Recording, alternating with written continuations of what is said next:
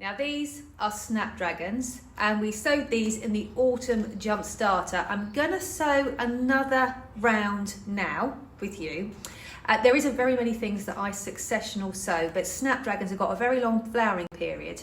And what tends to happen is these will bloom, depending on the weather, from around late May onwards. And then just as they start to get tired, we can give them a really good chop them right down, and then they should rebloom. But in that window between us cutting them and the new flowers appearing, the spring started or late winter started Snapdragons will be at their very best. So not only have you got fresh flowers, but you'll have a continuous supply of them all summer.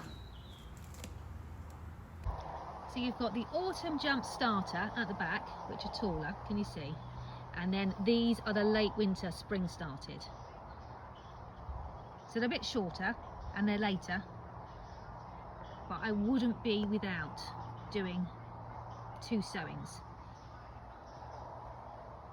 It's the 3rd of August and you can see that for the most part the Autumn Jump Starter Snapdragons have all been deadheaded and they're all budding up to rebloom, but we've still got fresh blooms coming through. This is from a slightly later spring sowing. Now Snapdragons, especially the autumn started ones, will become very tall and the flowers can actually be a bit too big for your vases and arrangements. So what we do is we pinch out the tips. Now I don't know if you can see already, we've got little side shoots coming up, and you might even have some side shoots appearing at the base, and you might think that you don't need to pinch them because they're already doing their thing. Now, what happens is you get something called apical dominance, which means the hormone in the top of the plant is encouraging the plant to go upwards at the expense of these side shoots. So if we pinch out the hormone and the top of the plant, that will take that hormone away and apical dominance will go away, and these side shoots will then be able to grow strongly, and we'll get 3 or 4 stems for the price of 1. So I've got my trusty snips so I can show you properly. So the taller plants, now you can actually take cuttings from them. So if you wanted to take a cutting, you want to cut it a bit lower, down to about here. So you've got some good cutting material. But otherwise you can just pinch out the very top like that, and that will give you a slightly bigger plant. Now if you've got any really small plants, for example, the only difference is these just germinated a bit later, so you don't want to take off too much of the leaf area because otherwise it'll have nothing left to photosynthesize. So I'm just going to take out that section there. You can see the 2 little nodes already there, and now I've removed this, those little nodes will wake up. We'll come back and visit these in a couple of weeks. I can also see that the plants look a little bit hungry and a little bit thirsty, so I'm going to give them a seaweed feed. There we go. Now with Snapdragons, they can suffer from something called rust. Now these are young plants, so they should be absolutely fine. But as a precaution, try not to water the foliage. If you overhead water Snapdragons, you can increase the risk of rust. So wherever possible, don't water the leaves on these ones.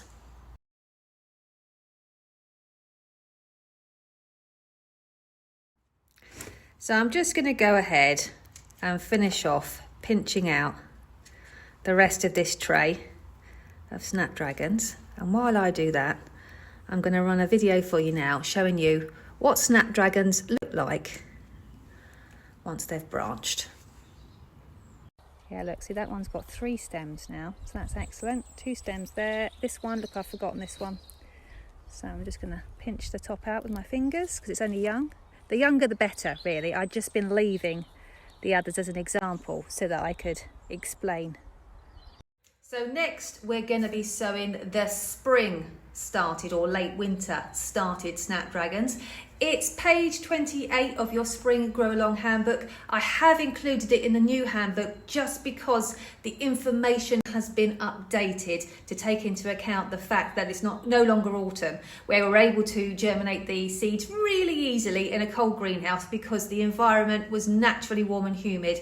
At this time of the year, we're going to have to fake conditions a bit to encourage them into growth. So So I've got here my usual gritty compost mix, which I have firmed to make sure there's no air pockets. And these are my snapdragon seeds. Can you see how small they are? So what I'm going to do is I'm going to attempt to scoop up one seed at a time. 3 there we go.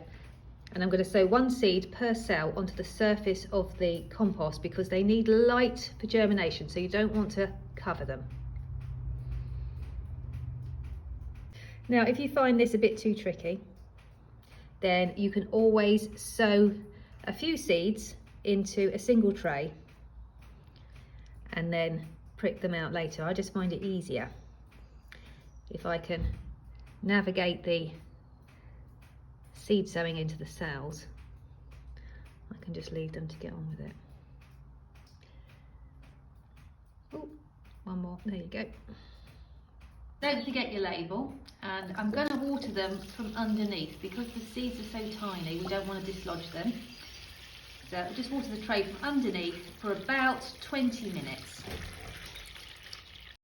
So you'll notice from the handbook that the snapdragons require between 18 and 21 degrees of steady temperature to encourage germination. So I'm very lucky, I've got electrics and a heat mat in my greenhouse. So I'm going to pop them on there with a propagator lid on top, because what that will do is it will trap any moisture. Heat mats can encourage the compost to dry out really quickly, and the propagator lid will trap that moisture, keeping the environment around the seed warm and humid. That's had 20 minutes of soaking, and then I've also allowed it to drain so it doesn't make the side all wet, and I'm going to pop this on my heat mat. Now, if you don't have a propagator or a heat mat in your greenhouse, then you can certainly germinate them indoors. A heat mat, even indoors, will encourage the germination. If you don't have a heat mat at all, you can certainly just germinate them on a warm windowsill. They just might take a little bit longer. Watch out for their compost drying out. Put a lid on them if you've got one. If not, just keep a close eye on the compost. And then as soon as you see germination, if you're indoors, as soon as you see germination, you need to bring them out to the light as soon as possible, because otherwise what will happen is the stems will elongate in their search for light. And because snapdragon seedlings are so tiny anyway, the stems can be almost hair thin, and then they might not be strong enough to support themselves later. Go and put the propagator lid on the top. I do expect this to mist up now because the compost is moist and the environment will trap the humidity, and that will help the seeds germinate.